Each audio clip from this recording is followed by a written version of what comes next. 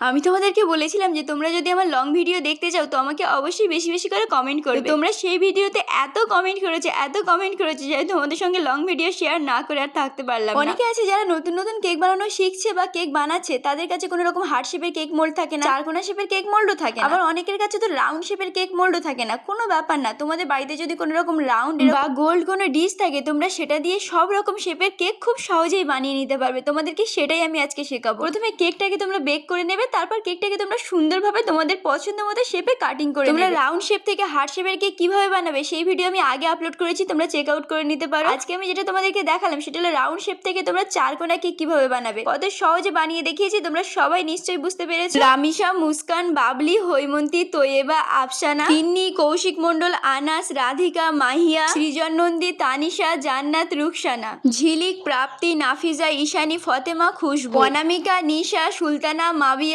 মনিরা, জোনাকি, আরশিনা, শারমিন, আরিশা, তুহিনা, তামান্না, নেহা, পায়েল, সুইটি, বিপাশা, তুহিনা। তোমাদেরকে অসংখ্য ধন্যবাদ এত সুন্দর সুন্দর কমেন্ট করার জন্য। তোমরা অনেকে রাগ করছো, অনেকে বলছে দিদি আমার নাম নেবে, আমার নাম না নিলে আমি ভিডিও দেখবো না, কিন্তু সে তার নামটাই লিখছো না।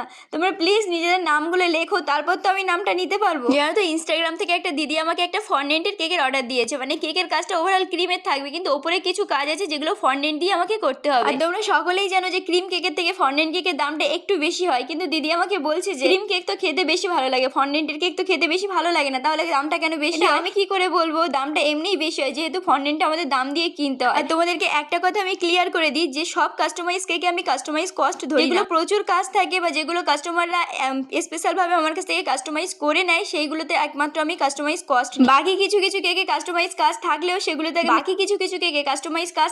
সেগুলোতে আমি কখনো কাস্টমাইজ কস্ট ধরি না। যারা আমার কাছ থেকে রেগুলার কেক নেয় তারা অবশ্যই জানে যে আমি কতটা কম রেটের মধ্যে তোমাদেরকে কেক। নদিয়া থেকে আমার একটা মিষ্টি সাবস্ক্রাইবার আমার কাছে কেকের অর্ডার করেছে 27শে জুলাই, কিন্তু আমি ওর কেকটা ডেলিভারি করতে পারিনি কারণ আমার বাড়ি সাউথ 24 পরগনা।